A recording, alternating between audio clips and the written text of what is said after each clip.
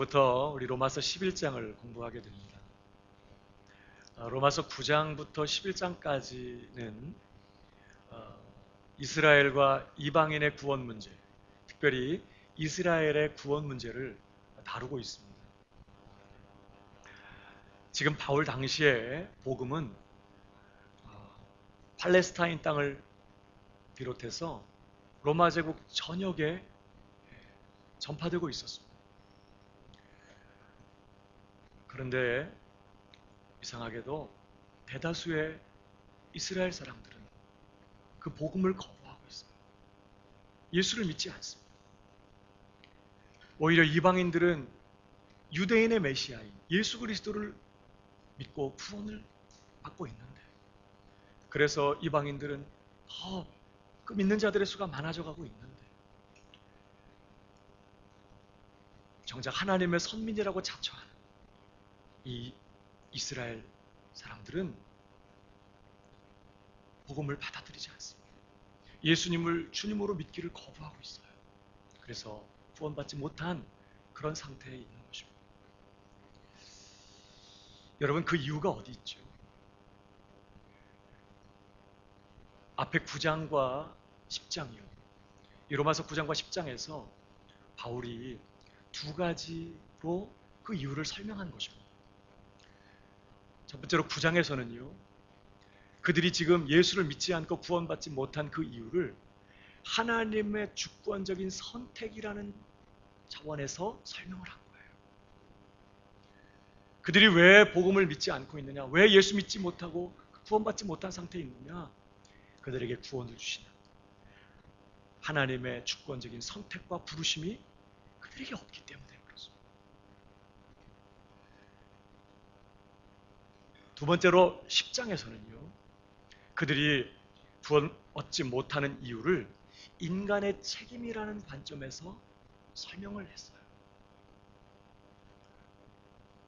하나님은 아들 예수 그리스도를 보내주셔서 우리 구원에 필요한 모든 의의를 다 그분이 이루게 하셨습니다.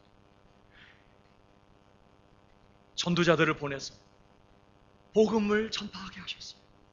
이제 누구나 그 복음을 듣고 마음으로 믿고 예수 그리스도를 주님이라고 고백하며 부르면 누구나 구원을 얻습니다. 그러나 대다수의 이스라엘 백성들이 그것을 원치 않습니다. 단순히 하나님이 택하지 않았기 때문에 예수 믿지 않는 것이 아니라 그들 스스로가 복음 앞에서 마음을 닫아버리는 거예요. 그들 스스로가 복음에 순종하기를 원치 않습니다. 그들 스스로가 예수님을 주님으로 믿고 따르기를 원하지 않는 것이에요. 그렇게 바울은 이 두 가지 차원에서, 하나는 하나님의 주권적인 선택과 부르심이라는 차원에서, 또 한 가지는 인간의 책임이라는 차원에서 그들이 지금 구원받지 못하고 있는 이 상태를 설명했어요. 자, 이제 11장에 들어와서 바울은 이렇게 복음을 거부하고 있는 이스라엘에 대해 제기될 수 있는 두 가지 질문에 대한 답을 제시하면서 이스라엘의 구원 문제를 정리해가고 있습니다. 두 가지 질문을 다뤄요.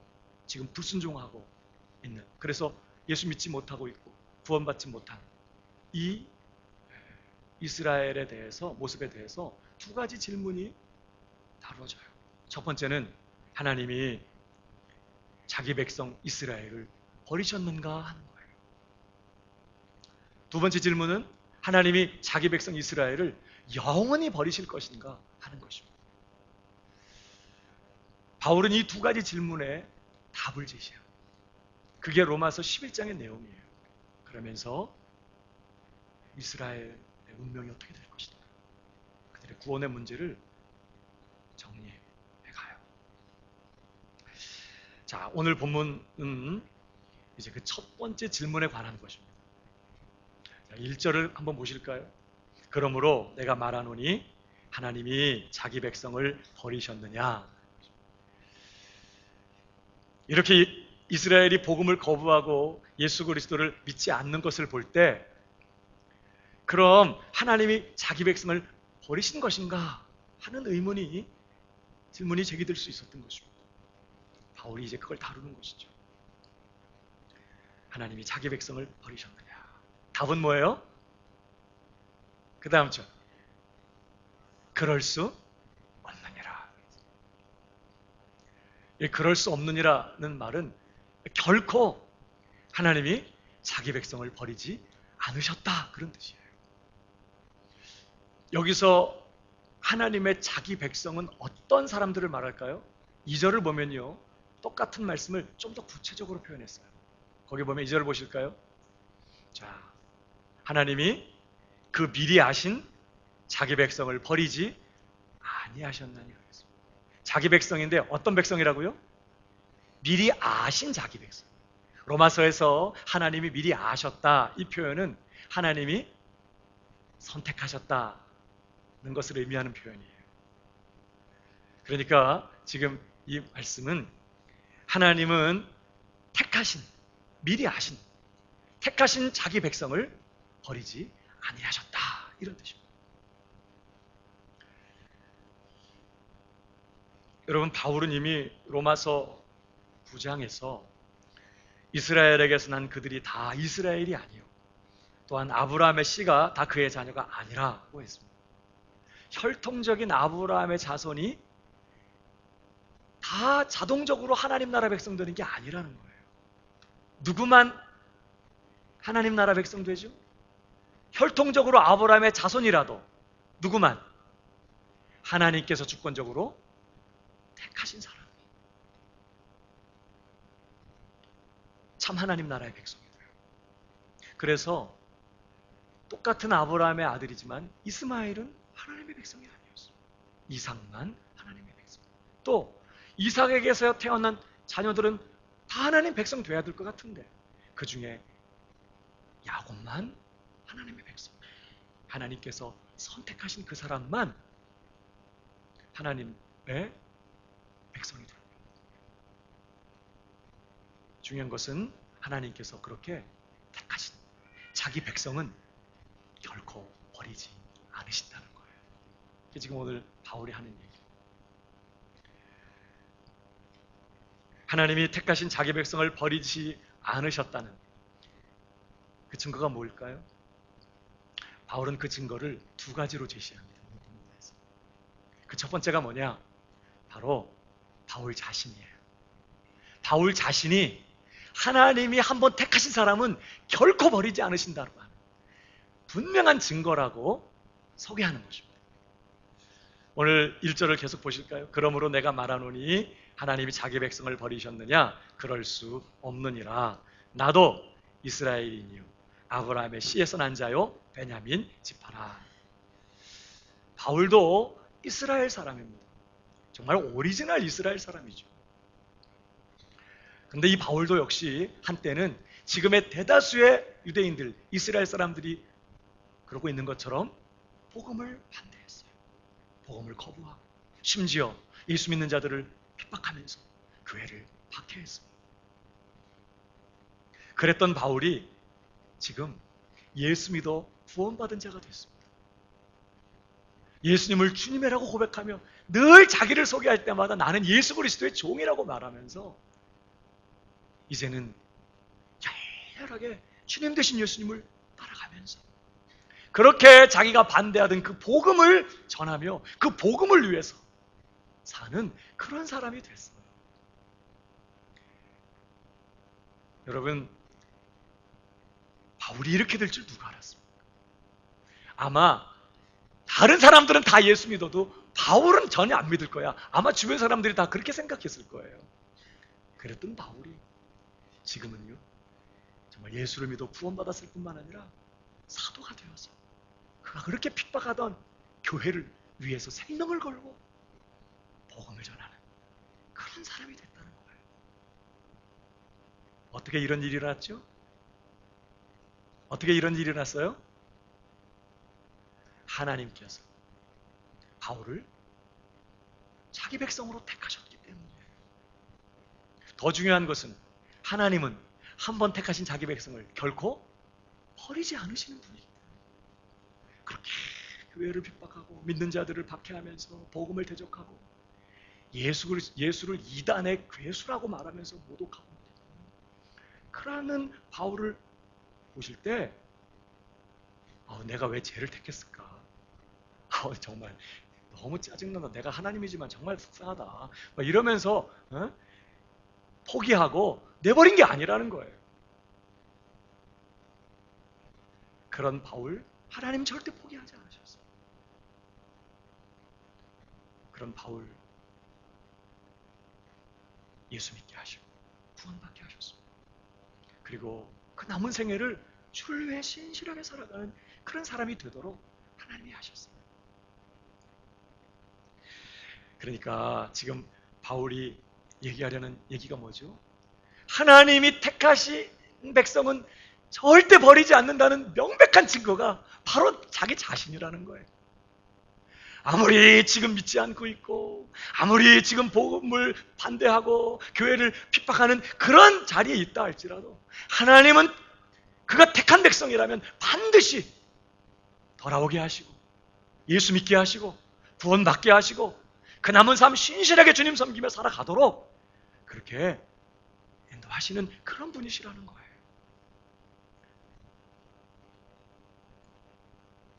사랑하는 여러분, 혹시 우리 주변에 누군가 아직도 복음을 믿지 않고 아직도 예수님을 영접하지 않고 예수 믿는 여러분들을 핍박하면서 반대하는 그런 분들이 계십니까? 계속해서 기도하시기를 바랍니다. 계속해서 그들에게 복음을 전하세요. 그가 하나님의 택하심을 받은 사람이라면, 그가 비록 지금은 막 복음을 향해서 막 전 존재를 다해 항거하는 그런 형편에 있다 할지라도 반드시 돌아오게 되어 있어요. 반드시 예수 믿게 되고 반드시 구원받게 되어 있어요. 하나님은 택하신 자기 백성을 결코 버리지 않으시는 그런 하나님이시기 때문에 그렇습니다. 자, 뿐만 아니라 두 번째로 하나님이 택하신 자기 백성을 버리지 않으신다는 또 하나의 증거가 뭘까요? 바울은 그 증거를 남은 자로 설명하고 있습니다. 남은 자가 그 증거라는 거예요. 다시 말하면 바울 당시에 비록 소수이긴 하지만 예수를 믿고 있는 유대인 신자들, 바로 그 남은 자들이 하나님은 여전히 택하신 자기 백성을 버리지 않으셨다는 분명한 증거라고 제시하고 있는 거죠. 바울은 이 이야기를 하기 위해서요, 엘리야 시대를 예로 들어 그렇게 설명하고 있습니다. 우리 2절을 계속 보십시오. 하나님이 그 미리 아신 자기 백성을 버리지 아니하셨나니, 그러면서 이제 뭘 예를 들죠? 너희가 성경이 엘리야를 가리켜 말한 것을 알지 못하느냐? 그가 이스라엘을 하나님께 고발하되 주여 그들이 주의 선지자들을 죽였으며 주의 제단들을 헐어버렸고 나만 남았는데 내 목숨도 찼나이다 하니. 여러분, 엘리야 선지자가 사역하던 시대는요, 이스라엘 역사상 가장 영적으로 어둡고 가장 타락하고 부패했던 배도의 시기였어요. 아합과 이세벨의 통치하에서 북이스라엘 전체가 우상숭배 정말 소굴이 되었습니다. 모든 이스라엘 백성들이 하나님의 백성 아니에요. 그러나 그들이 바알과 아세라를 섬기면서 그렇게 하나님을 떠난 그런 상태였습니다. 그럴 때 엘리야가 얼마나 마음이 안타까운지, 백성들의 마음을 하나님께로 돌이키기 위해서 말입니다. 바알이 농경신이거든요. 그 바알과 아세라가 서로 부부인데 그들이 이렇게 서로 사랑할 때 막 비가 내리고 풍년이 일어나고 다산하게 되고 그런다고 믿은 거예요. 그래서 이 풍요롭게 살고 자식 많이 낳고 이렇게 해서 이방 사람들처럼 말입니다. 그렇게 살고 싶어서 바알과 아세라를 숭배하고, 그러니까 바알과 아세라가 거짓 우상이라는 걸 증명할 수 있는 방법은 하나예요. 비가 안 와야 돼. 그래서 이 엘리야가 비 오지 않게 해달라고 하나님 앞에 기도해요. 그래서 3년 6개월 비가 내리지 않습니다. 그러면 깨달아야죠. 바알을 섬기고 아세라를 섬기지만 비가 안 내려. 그러면 깨달아야죠. 돌이켜야 되죠. 그런데 백성들이 돌이키지 않습니다. 엘리야가 백성들을 불러 모아놓고 너희가 어느 때까지 바알과 하나님 사이에서 머뭇거리겠느냐?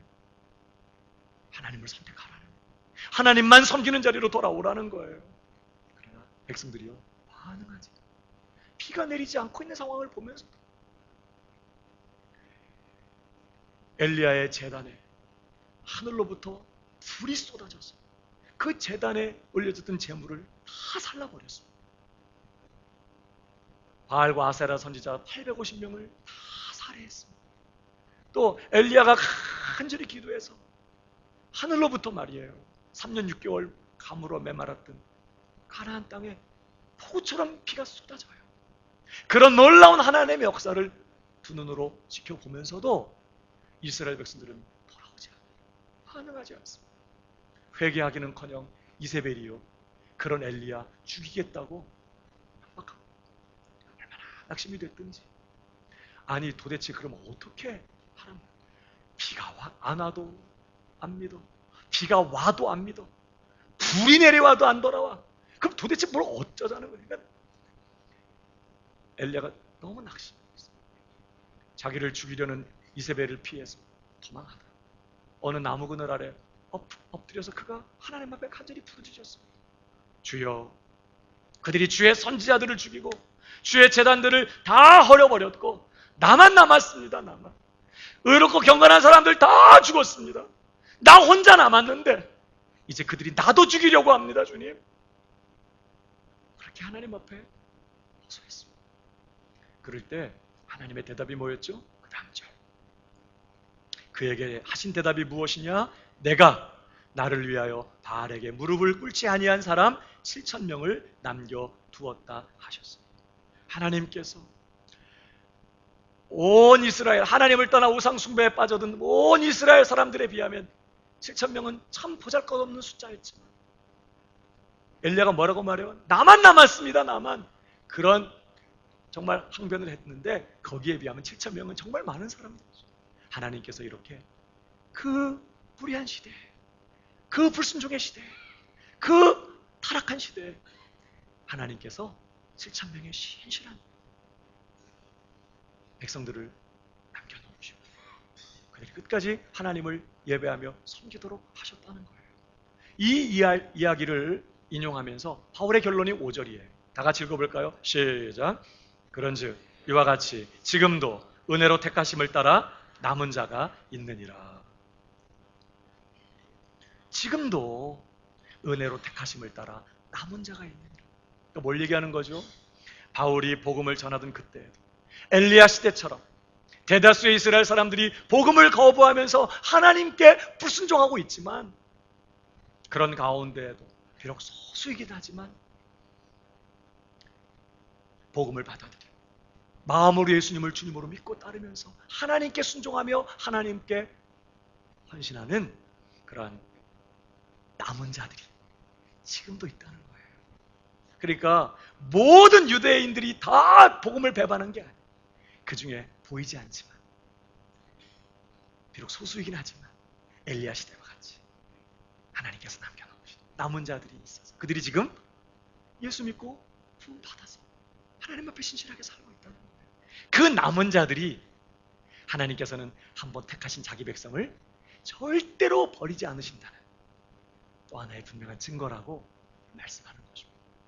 모든 사람들이 다 하나님을 떠나고 온 세상이 하나님을 반대하고 하나님을 거역하는 것 같지만 아무리 타락하고 아무리 불의한 그런 시대에도 하나님은 택하신 자기 백성들을 남겨놓으시고 그들을 부르시고 구원해내시고 그들이 끝까지 하나님 앞에 신실한 남은 자의 삶을 살아가도록 그렇게 역사하신다는 거죠. 그러니까 오늘 지금 바울의 요점은 뭐죠? 하나님은 결코 택하신 자기 백성을 버리지 않으셨다. 앞으로도 그럴 것이다. 택한 백성은 비록 그가 지금은 하나님을 거부하면서 복음을 반대하고 예수님을 부인하면서 믿지 않고 있다고 할지라도 심지어 예수 믿는 자들을 핍박하는 그런 상황 가운데 있다 할지라도 하나님은 택하신 자를 절대 포기하지 않으시고 반드시 예수 믿게 하시고 구원 받게 하시고 그리고 신실하게 믿고 따라가면서 정말 불의한 시대에 최선의 삶을 사는 그런 신자가 되게 하신다는 것이 바울의 논점인 것이죠. 여러분, 그래서 이미 로마서 8장에서 바울이 뭐라고 얘기했죠? 한번 보실까요? 로마서 8장 29절. 하나님이 미리 아신 자들을 택하신 자들을 말. 하나님이 택하신 자들 또한 그 아들의 형상을 본받게 하기 위하여 미리 정하셨으니 하나님은 당신이 주권적인 뜻대로 일부의 죄인들을 선택하셨어요. 그리고 작정하셨다는 거예요. 그 아들 예수님의 형상을 본받게 하겠다고 그렇게 작정하셨다는 것입니다. 그렇게 정하셨으니 이는 그로 많은 형제 중에서 예수님을 맏아들이 하십니다. 자, 그러면서 30절 또 그렇게 택하시고 미리 정하신 그들을 또한 부르시고, 여러분 부르실 때 택하시고 정하신 그들 중에 일부만 부르는 게 아니야. 또 추려내고 또 일부만 부르고 또 부른 자들 중에 또 일부만 의롭다 하시고 이게 아닙니다. 여기 본문을 보면 정하신 그들을 또한 부르시고 말은 정하신 그들을 다 부르신다는 거예요. 그리고 부르신 그들을 또한 의롭다 하시고 예수를 믿게 하셔서 의롭다 선언하시고 뿐만 아니라 의롭다 하신 그들을 또한 어떻게 해요? 영화롭게 하셨느니라. 완료형으로 썼어요. 그게 뭘 얘기하는 거죠? 하나님은 창세전에 택하시고 그 아들의 형상 본받게 하겠다고 작정하시고 불러내신 자기 백성 절대로 포기하지 않으신다. 그 전능한 능력과 그 지혜와 그 신실하심과 그 열심으로 어떻게 해요? 간섭하시고 이끄시고 결국에는 영화롭게 완성해 내실 거라는 거예요. 이게 우리가 얻은 구원의 내용이에요. 지금 바울이 예수 믿는 자들이 얻은 구원의 내용이 무엇인지를 소개하는 대목인 것입니다. 사랑하는 여러분, 하나님은 결코 여러분도 포기하지 않으실 것을 믿으시기 바랍니다. 절대로 여러분을 놓지 않으실 것입니다. 끝까지 간섭하실 것이고 그 무궁한 지혜와 능력과 그 신실하신 그 열심으로 우리들의 삶을 붙드시고 예수 믿게만 하실 뿐만 아니라 믿는 자답게 살도록 이끄실 것이고 신실하게 남은 자로 이 땅을 살아가도록 그렇게 인도하실 뿐만 아니라 마침내 영화로운 자리까지 우리를 끌어내고야 마실 거라는 거예요. 옆 사람에게 얘기해 주세요. 하나님이 당신을 결코 버리지 않으실 것입니다. 네.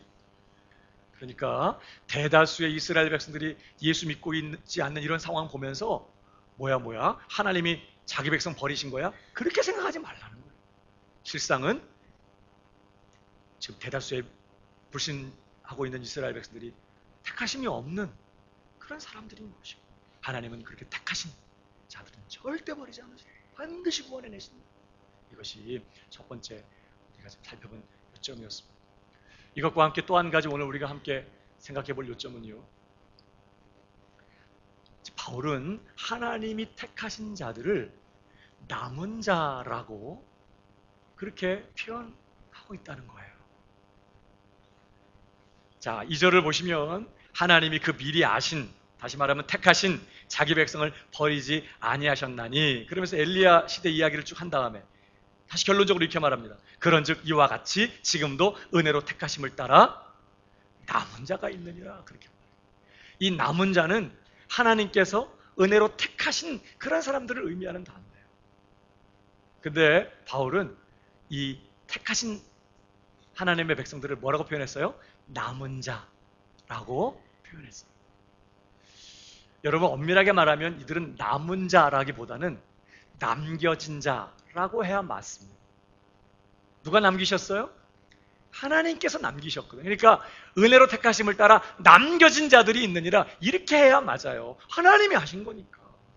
근데 오늘 바울은 뭐라고 표현해요? 남겨진 자, 수동태형으로 표현하지 않고 남은 자, 능동태형으로 표현했어요. 어떤 뉘앙스죠? 남겨진 자가 아닌 남은 자라는 단어 속에 어떤 뉘앙스가 있어요? 그렇죠. 이 남은 자는요, 엘리야 시대의 엘리야나 그 당시에 바알에게 무릎 꿇지 않았던 정말 7천인들처럼 그들이 모든 사람들이 다 하나님을 떠나고 우상 숭배에 몰두하고 있지만 난 안 할래. 난 그 길 안 갈 거야. 난 그래도 하나님 섬길 거야. 스스로 분발하여 일어난 사람들이에요. 누가 그들에게 강요하지 않았어요. 오히려 뭘 강요했죠? 우상숭배를 강요했어요. 선지자들을 잡아다 죽이고 주님의 제단들을 헐고 우상숭배 제단을 막 지으면서 온 국민들, 백성들로 하여금 우상숭배하도록 그렇게 분위기를 몰아가는 그런 상황이었어요. 누구도 이 사람들에게 끝까지 믿음 지켜 이러면서 막 위협하거나 협박하거나 심지어 하나님이 나타나서 막 끝까지 나만 섬겨야 된다 이렇게 하신 적도 없었다고요. 다 하나님을 떠나서 우상숭배할 때 두렵고 걱정되고 내가 이런 상황에서 왕의 명령을 어기고 오직 하나님만 섬기겠다고 할 경우에 어떤 일이 벌어질까? 정말 불안한 그런 상황이지만 그런 상황 속에서 그들은 어떻게 자원하여 누가 강요하지 않았지만 나는 끝까지 하나님을 섬기겠습니다. 하나님만 섬기겠습니다. 신실하게 하나님만 바라보며 주님을 따라가겠습니다. 이렇게 결단하고 그렇게 살았던 그런 사람들이란 뜻이에요. 남은 자가 갖는 의미는 누군가에 의해서 수동적으로 억지로 밀려서 그렇게 된 게 아니라 스스로 말입니다. 자신의 의지적인 결단을 가지고 분연히 주님을 섬기기로 헌신한 그런 사람들이란 뜻이에요. 그런데 오늘 하나님은 이 남은 자에 대해서 뭐라고 말씀하셨죠? 다시 보실까요? 4절. 그에게 하신 대답이 무엇이냐? 내가 나를 위하여 바알에게 무릎을 꿇지 아니한 사람 7,000명을 남겨두었다 하셨으니 그런즉 이와 같이 지금도 은혜로 택하심을 따라 남은 자가 있느니라 그랬어요. 이 남은 자에 대해서 뭐라고 했다고요? 하나님이 내가 나를 위하여 남겨두었다 이렇게 말씀했다는 거예요. 그러니까 지금 그들을 남겨놓으신 분이 누구시라고요? 하나님이세요. 여러분 그 타락한 시대, 그 불순종한 시대 그들이 남은 자가 될 수 있었던 것은 전적으로 하나님께서 그들을 남겨두셨기 때문이었어요. 그건 하나님이 하신 거예요. 내가 나를 위하여 그들을 남겨두었다. 물론 하나님이 직접 나타나서 막 뭘 하신 건 아니었어요. 그러나 정말 그들은 두렵고 불안하고 모든 사람들이 다 하나님을 떠나는 이러한 상황 속에서 스스로 믿음을 지키기로 결정하고 신앙을 지키기로 결정하고 하나님만 섬기기로 마음에 결단하고 하나님 앞에 헌신한 거예요. 근데 그렇게 된 게 사실은 누가 하신 거라고요? 하나님께서 그들에게 은혜를 베푸셔서 그래서 이와 같이 지금도 은혜로 남은 자가 있는 하나님이 그들의 삶을 은혜로 붙드시고 그들에게 은혜를 부으셔서 그들이 남은 자가 되게 하셨다는 것입니다. 인간 쪽에서 보면 내가 한 거예요. 내가 자원했어요. 남은 자로 살겠다고. 내가 이 좁은 길을 걸어가겠다고. 내가 돌이키겠다고. 내가 하나님 섬기며 살겠다고. 인간 쪽에서 보면 내가 결단한 거예요.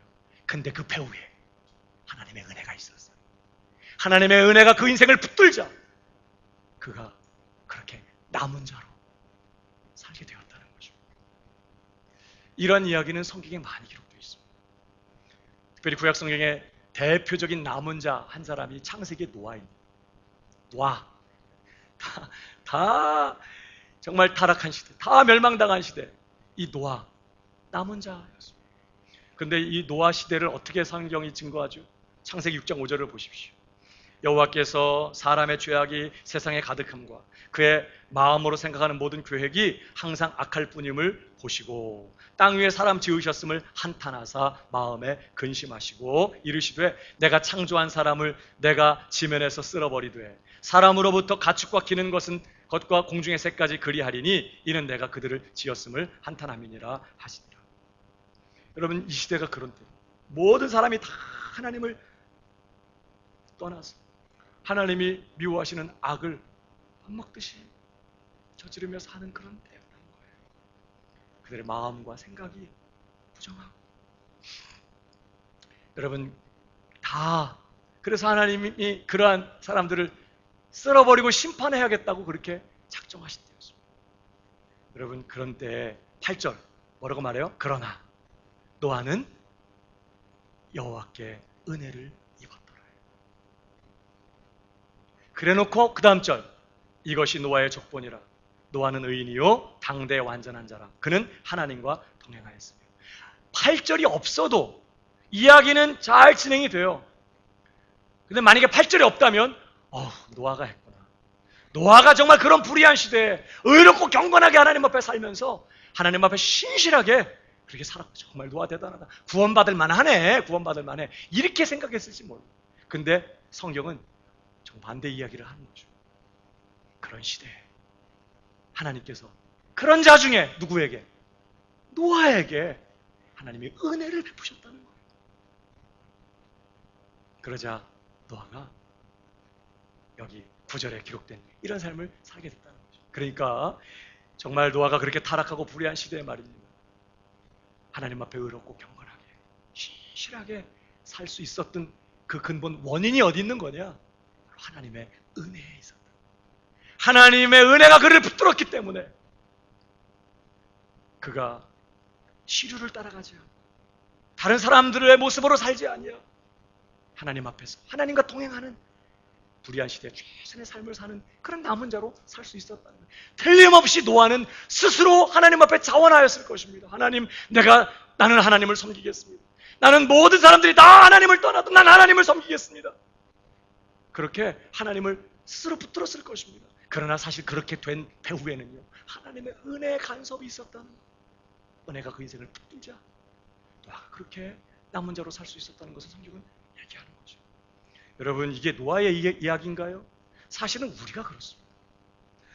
지금 사람들이 복음에 순종하기를 거부하고 예수 그리스도를 믿지 않고 있습니다.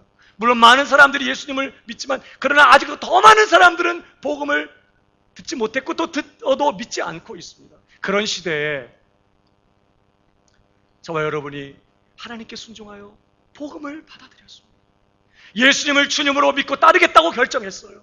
이제는 내가 살던 이 세상적인 삶의 방식, 내가 주인 노릇하고 내가 왕 노릇하며 살던 삶의 방식을 다 내려놓고 이제는 예수님을 내 삶의 주님으로 모시고 주님을 믿고 따라가겠다고 따라 나선 것입니다. 그러면서 또 매일같이 회개하고 또 매일같이 돌이키고 매일같이 죄를 버리면서 그렇게 더욱 주님 의지하고 믿음으로 따라 나선 것이에요.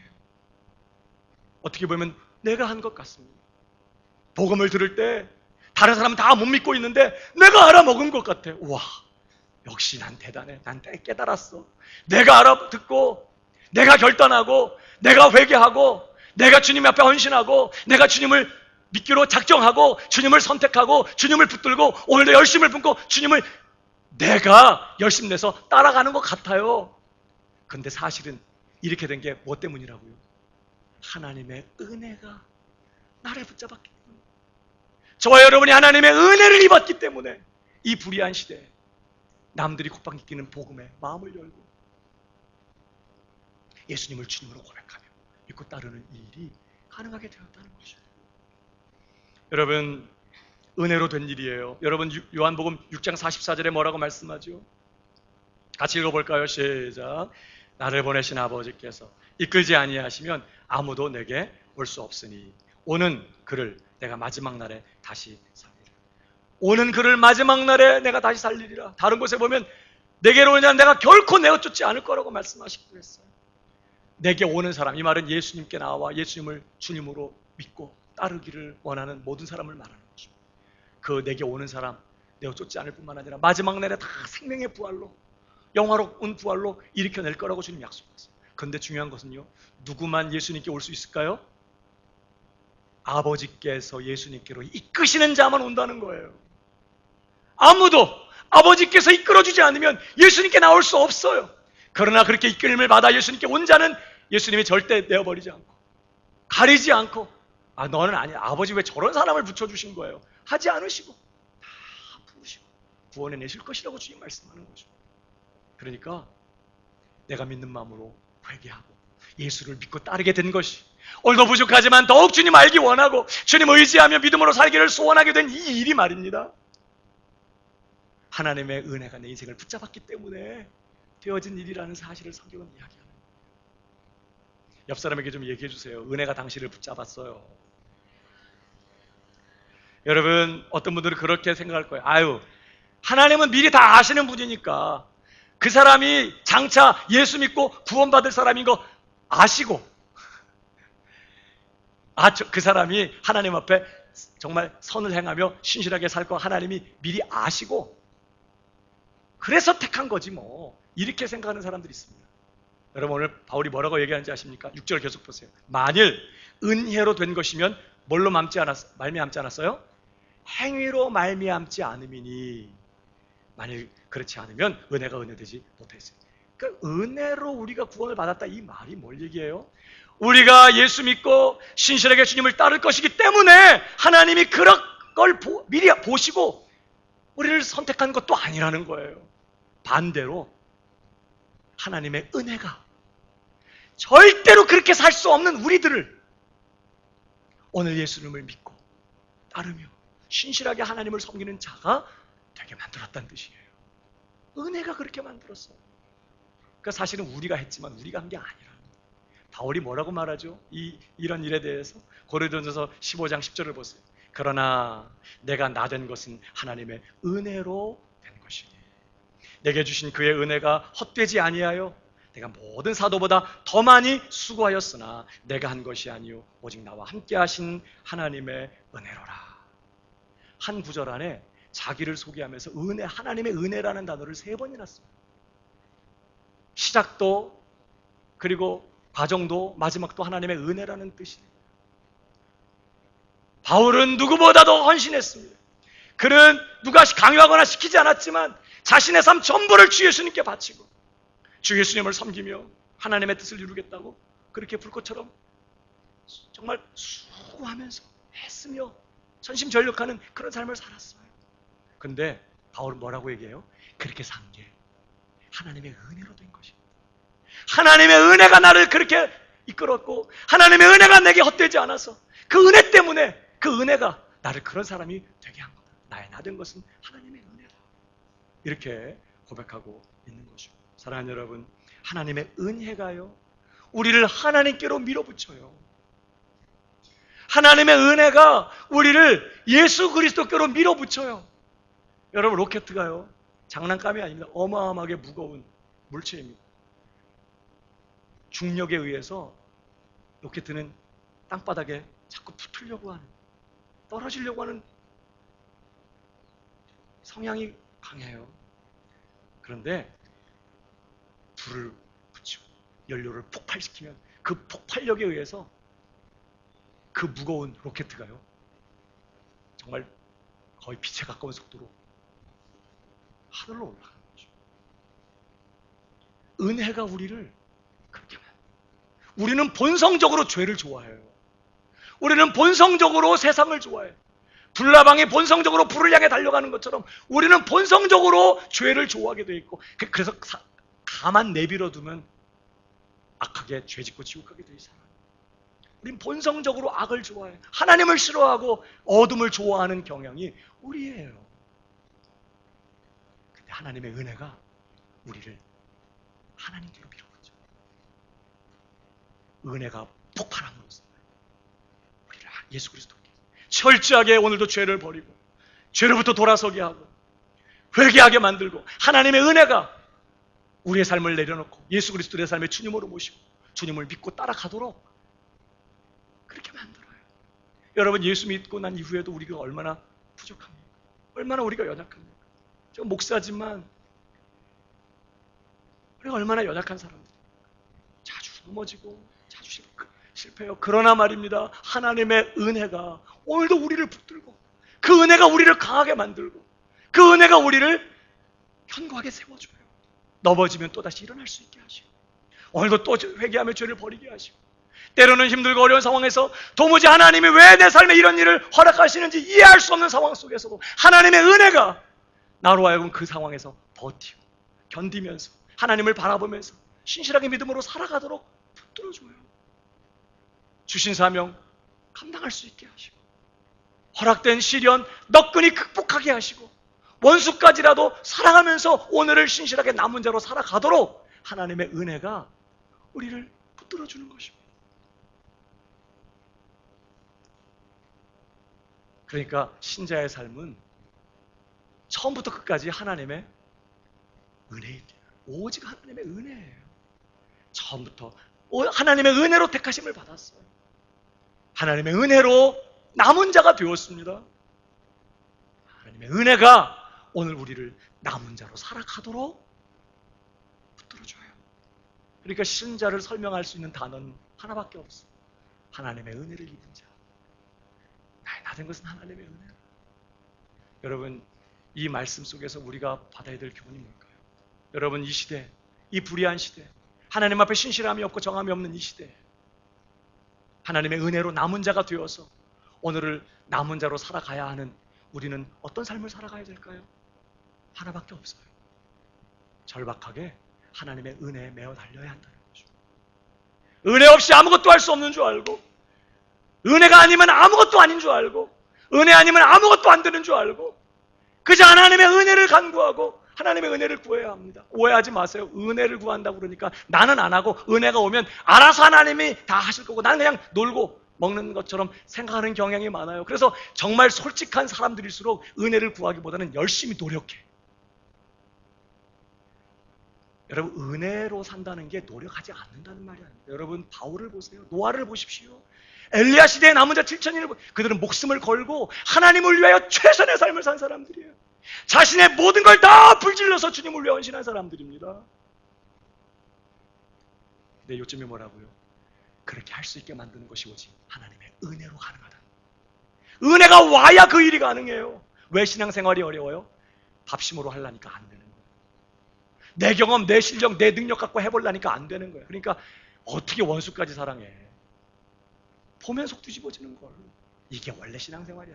그냥 그건 말씀이 그런 거고 성경의 사람들이나 그런 거고 현실이 뭐 그런가? 아우 그냥 적당히 해야 하는 거죠. 그렇게 타협해버린다고요.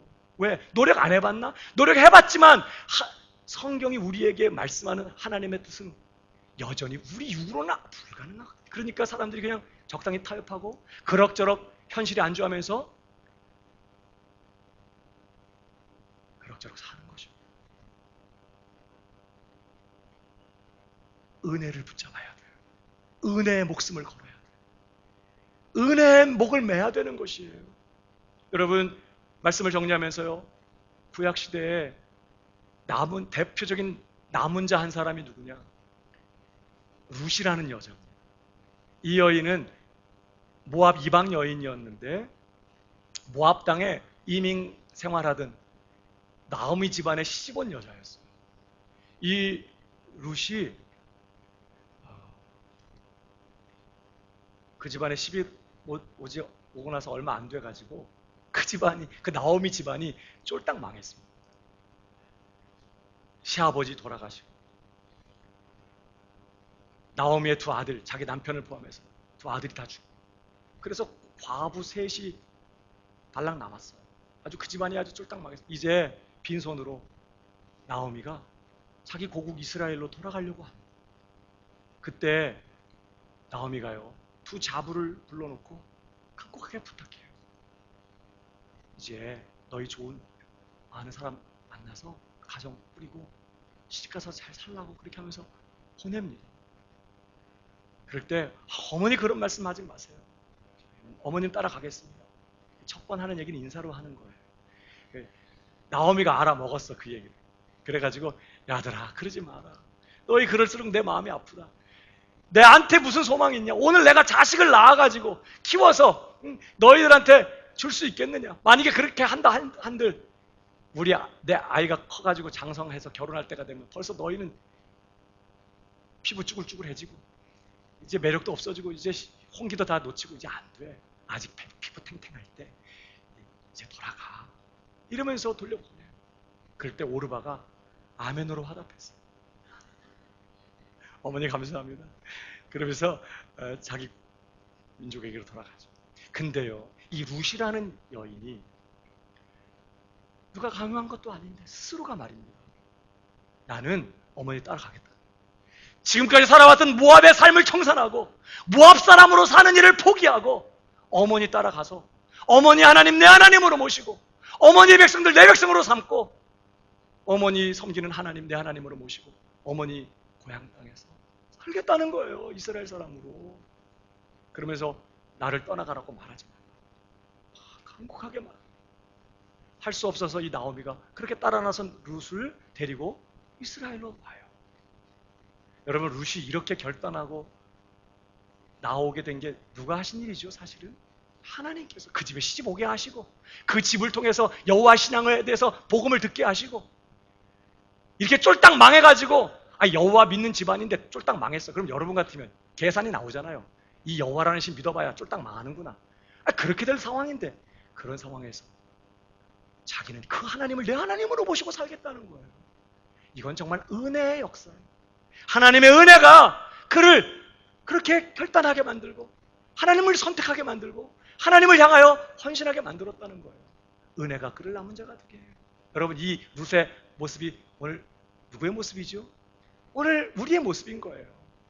이 세상 사람으로 살기를 포기하고 이 세상 사람의 삶의 방식대로 살지 않기로 결정하고 이제부터 예수님의 아버지를 내 아버지, 예수님의 하나님을 나의 하나님으로 모시고 예수님을 믿고 따라가면서 하나님을 온전히 섬기겠다고 예수님 손 붙잡고 따라 나선 사람들, 이 오늘날 저와 여러분이잖아요.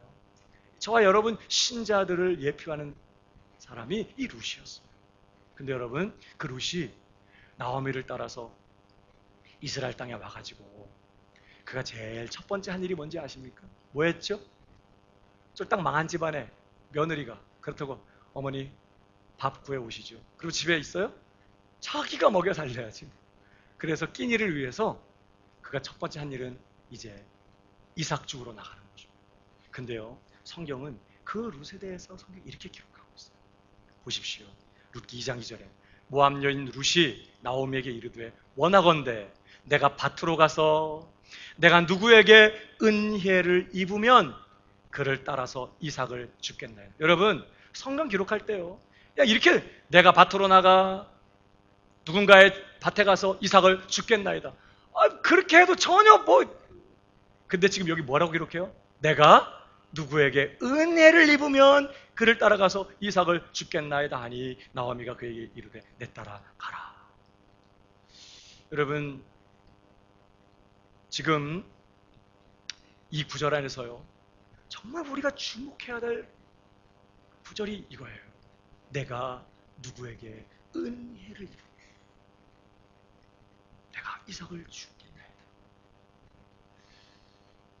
하나님은 대개 은혜를 베푸실 때 사람을 통해서 은혜를 베푸세요.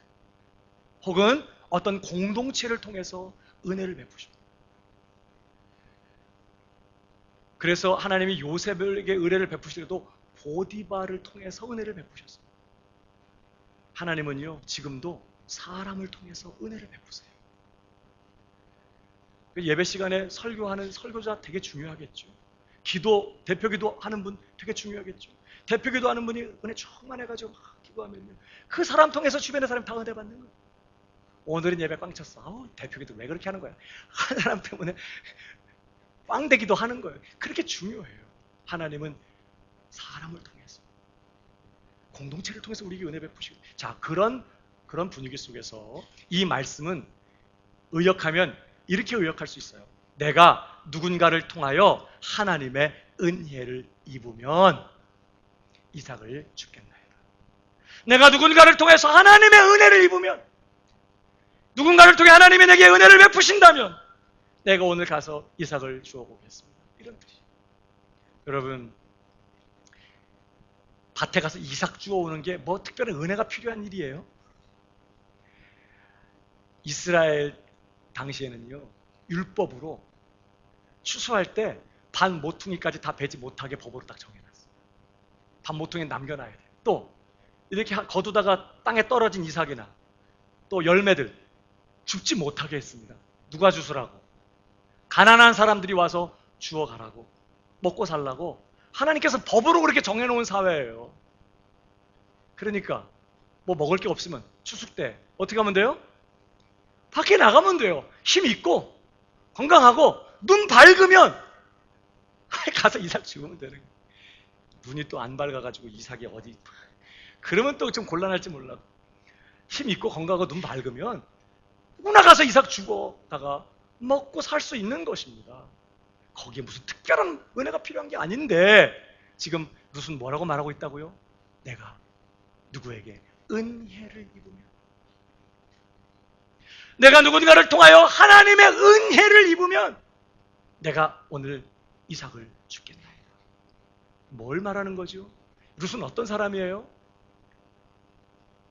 하나님의 은혜 없이는 한 끼의 끼니조차 해결할 수 없는 그런 사람이라고 말하면서 오늘도 절박하게 하나님의 은혜를 기대하고 하나님의 은혜를 구하고 그 하나님의 은혜를 사모하는, 하나님의 은혜를 붙드는 그런 사람이었다는 것입니다. 나는 은혜 없이는, 하나님의 은혜 없이는 아무것도 아닙니다. 하나님의 은혜 없이는 아무것도 할 수 없습니다. 그런 고백이에요. 뭘 보여주죠? 하나님의 은혜로 남은 자가 된 사람은 오늘을 어떻게 살아요? 오늘도 오직 그 하나님의 은혜를 붙들고 산다는 거예요. 하나님의 은혜로 남은 자가 된 인생은 오늘도 하나님의 은혜를 붙들고 그 은혜에 의지하여 살아가야 한다는 것을 이 룻기서의 말씀을 통해서 우리에게 도전하고 있는 것이죠. 그 많은 사람들이, 사사시대가 어떤 시대예요? 가장 역사상 또 영적으로 어두운 시대 중에 하나였잖아요. 사람이 자기 소견에 옳은 대로 행하면서 이방인들보다도 부패하고 타락한 그런 삶을 살던 그 어두운 사사시대에 하나님의 은혜로 남은 자가 된 이 룻이요, 오늘 한 끼의 식사 하나님의 은혜로만 해결할 수 있다고 말하면서 하나님의 은혜를 구하면서 오늘도 풍성하게 주실 그 하나님의 은혜를 기대하며 밭으로 나간 거예요. 그리고 그날 그 밭에서 보아스를 보았어. 하나님의 역사가, 하나님의 은혜 역사가 이어져 가는 거예요. 사랑하는 여러분, 하나님을 위하여 이 불의한 시대에 최선의 삶을 사는 저와 여러분 되기를 주님의 이름으로 축복합니다. 하나님을 위해서 신실한 삶을 살아가기를 바랍니다. 기억할 건 뭐예요? 그것이 오직 하나님의 은혜로만 가능하다는 것. 내가 오늘 신자로 살 수 있게 만드는 것은, 신자답게 만들고 오늘도 나로 하여금 사명을 감당하며 원수까지라도 사랑하며 시련을 극복하고 이기고 시험을 이기면서 그렇게 오늘 믿음의 길을 걸으며 하나님 뜻대로 살아가게 만드는 것이 밥심에서 오는 게 아니라 위로부터 하나님의 은혜로 주어지는 것이라는 걸 기억하고, 우리는 하나님, 오늘 나도 하나님의 은혜 없이 아무것도, 하나님의 은혜 없이 내 남편 사랑할 수 없고 내 아내 사랑할 수 없습니다. 하나님의 은혜 없이 내 자식들 사랑할 수 없습니다. 하나님의 은혜 없이 우리 목장 식구 사랑할 수 없습니다. 하나님의 은혜 없이 사명 감당할 수 없습니다. 넘어질 때마다 내가 얼마나 은혜가 필요한 자인지를 기억하고 그런 아무것도 아닌 나를 은혜 베푸셔서 오늘 남은 자가 되게 하신 것을 기억하고 오늘도 오직 하나님의 은혜가 필요한 줄 알고 그 은혜를 구하고 그 은혜를 붙들고 그 은혜에 의지하여 오늘을 힘있게 남은 자로 살아가는 우리 광명의 성도들이 다 되기를 주님의 이름으로 축복합니다. 은혜